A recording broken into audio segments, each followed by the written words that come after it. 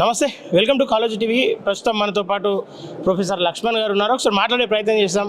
Operation Kagar కొనసాగించాలంటూ అటు ABVP ఇందాకే ధర్నాలు కూడా నిర్వహించడం జరుగుతూ ఉంది, రాస్తారోకోలు నిర్వహిస్తూ ఉన్నారు. ఖచ్చితంగా దాన్ని కొనసాగించాలని. సార్ చెప్పండి, ఏబీవీపీ ఓయూ వేదికగా ర్యాలీ తీస్తూ ఉంది, ఖచ్చితంగా ఆపరేషన్ కగర్ కొనసాగించాలని చెప్పేసి ఏం చెప్పదలుచుకోరు దీనిపైన? సమాజం ఇట్లా విభజించబడక ముందే ఆ విభజన కూడా ఎట్లా అవుతుంది? జీవించాలి, అందరు బ్రతికి ఉండాలి. ఆ మేరకు రాజ్యాంగం కూడా గ్యారంటీ ఇచ్చింది. ఆయుధాలు పట్టని ఆయుధాలు పట్టకపోయినా అందరికీ వర్తించేటట్టుగా రాజ్యాంగం అధికరణం 21 అందరికీ జీవించే హక్కును కల్పించింది.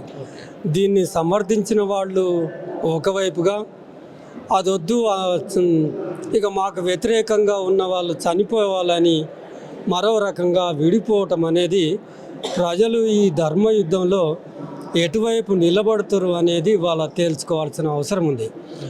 ఆ జీవించడానికి అవకాశం లేదు అని చెప్పే వాళ్ళకు ఒక ప్రశ్న ఏంటంటే, ఈ దేశంలో హింస వద్దు అని పదే పదే చెబుతూ ఉన్నాం. ఈ దేశము ఒక ధర్మబద్ధంగా, రాజ్యాంగబద్ధంగా, చట్టబద్ధంగా నడుస్తున్న దేశం, పెద్ద ప్రజాస్వామిక వ్యవస్థ ఉన్న దేశం అని మనం ఏదైతే చెప్పుకుంటున్నామో ఆ వ్యవస్థలో చంపేయాలి, ఆపరేషన్ కగార్ను కొనసాగించాలని, వీళ్ళతో చర్చలు జరపడానికి అవకాశం లేదని ప్రజా జీవితంతో ముడిపడి ఉన్న బండి సంజయ్ సైతం మాటలు లేవు అంటారు. అంటే మాట్లాడుకుంటే నీవు ఎందుకు ఉద్యమిస్తున్నావో, మాట్లాడుకుంటే నీ చేతిలోకి ఆయుధం ఎందుకు వచ్చింది, ఆయుధం పట్టి పోరాడాల్సిన అవసరం ఎందుకు వచ్చింది అని, అది మరొక రకంగా చెప్పాలనుకుంటే మీ పాలసీ విధాలను మరింత ప్రజాపరం చేయడానికి, మరింత బలోపేతం చేయడానికి ఉపకరిస్తుంది కదా. వాళ్ళు ఎందుకు ఆయుధాలు పట్టినరు? ఇవాళ ఆయుధాలు పట్టిన వాళ్ళతోటే కాదు, ఆయుధాలు పట్టకుండా పోరాటం చేస్తున్న వాళ్ళతో కూడా అన్ని వ్యవస్థలు ఉన్నాయి. రైతాంగ సంఘాలు ఉన్నాయి, మహిళా సంఘాలు ఉన్నాయి, కార్మిక సంఘాలు ఉన్నాయి. ఆయా వర్గాల ప్రజలతో, సంఘాలతో మీరు సమావేశాలు దఫాగా నిర్వహిస్తే వాళ్ళ సమస్యలు ఏమున్నాయని తెలుస్తుంది. ఇప్పుడు 44 కార్మిక సంఘాలను తీసి 4 కోడ్లకు చేసిండ్రు. ఆ డిమాండ్ ఎవరు అడిగినరు, ఎవరు కోరుకున్నారు? ఆ డిమాండు కార్మిక సంఘాలు కోరుకున్నాయా? రైతులు ఆందోళన చేస్తే మీరు తీసుకొచ్చిన అప్రజాస్వామిక చట్టాలను వెనక్కి తీసుకున్నారు. అట్లా కాదు, అట్లా ఉండాలి కదా. ఎవరో ఎక్కడో ట్రంప్ చెప్పితే ఆయన మాట విని మీరు రెండు దేశాల మధ్యలో యుద్ధాన్ని ఆపేసి కాల్పుల విరమణ ప్రకటించి చర్చలకు వస్తామని యుద్ధాన్ని నిలిపివేశారు. అదే విశాలమైన మనసు నీ సొంత బిడ్డలు ఆందోళన చేస్తున్న సమయంలో వాళ్ళను పిలిచి ఎందుకు మాట్లాడవు అని ఇవాళ మొత్తం పౌర సమాజం అడుగుతుంది.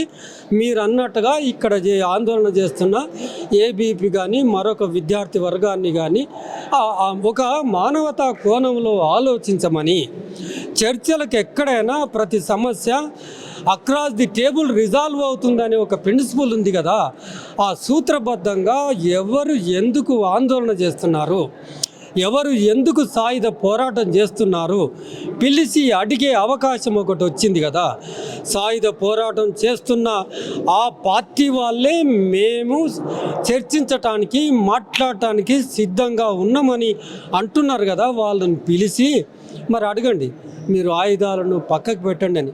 ఆయుధాలను పక్కకు పెట్టి చర్చలకు రావటం అని అడగటం కన్నా కొంతకాలం వరకు ఏదైనా జరగని, కొంతకాలం 1 నెల, 2 నెలలు, 6 నెలలు మీరు కాల్పుల విరమణ జరిపితే మీరు అనుకున్నదే జరుగుతుందేమో.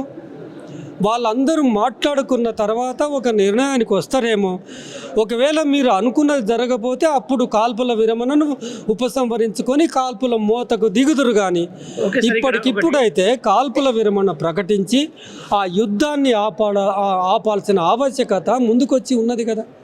ఇటు ఆపరేషన్ సింధూర్ను అతి తక్కువ కాలంలోనే ఆపేసింది, కానీ ఖగార్ను మాత్రం కక్ష కట్టినట్టుగా దాన్ని కొనసాగిస్తూనే ఉంది, కాల్పులు జరుపుతూనే ఉన్నారు, అనేక మందిని చంపే ప్రయత్నాలు చేస్తూ ఉన్నారు. ఎందుకు ఆపరేషన్ ఖగార్ వెనుక అసలు ఏం దాగి ఉంది, అసలు అక్కడ ఉన్న కుట్ర కోణం ఏంది అసలు? ఇక్కడ ఇప్పుడు సింధూర్ను ఆపారు అంటే ట్రంప్ చెప్పాలి. ట్రంప్ చెప్తే సింధూర్ను ఆపాడు.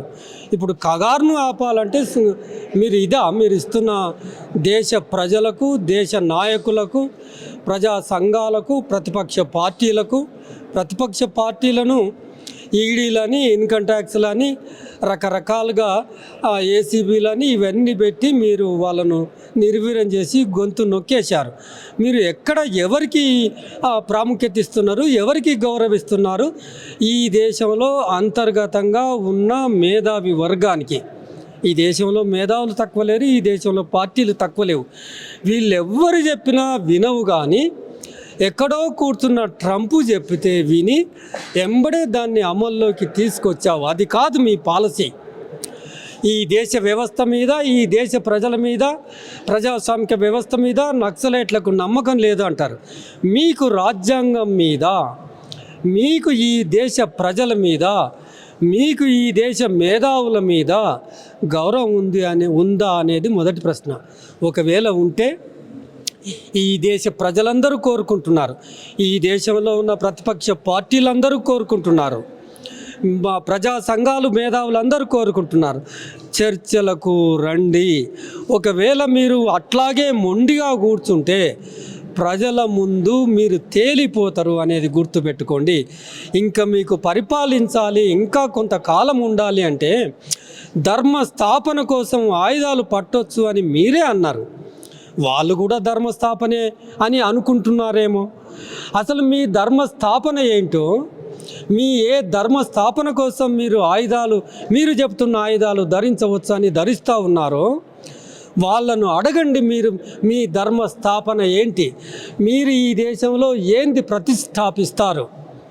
స్పష్టంగా క్లారిటీతో అడగండి. అడగటం కోసం నెల రోజుల కాల్పుల విరమణ జరపమంటే ఎంత రక్తపాతం పారించాలి ఈ దేశంలో అని మీరు కోరుకుంటున్నారు అనే విషయం ప్రజలందరూ గమనిస్తున్నారు, గుర్తుపెట్టుకోండి. ఓకే సార్, ఫైనల్గా ఆ ప్రాంతం అంతా కూడా తిరిగొచ్చారు. ఆ ప్రాంత ప్రజల పరిస్థితి ఎట్లా ఉంది? నిజంగా ఎన్కౌంటర్లో చనిపోతున్న వాళ్ళలో మావోయిస్టులే ఉన్నారా, లేదంటే ఆ ప్రాంత తెగలకు సంబంధించిన జనాలు కూడా ఉన్నారా?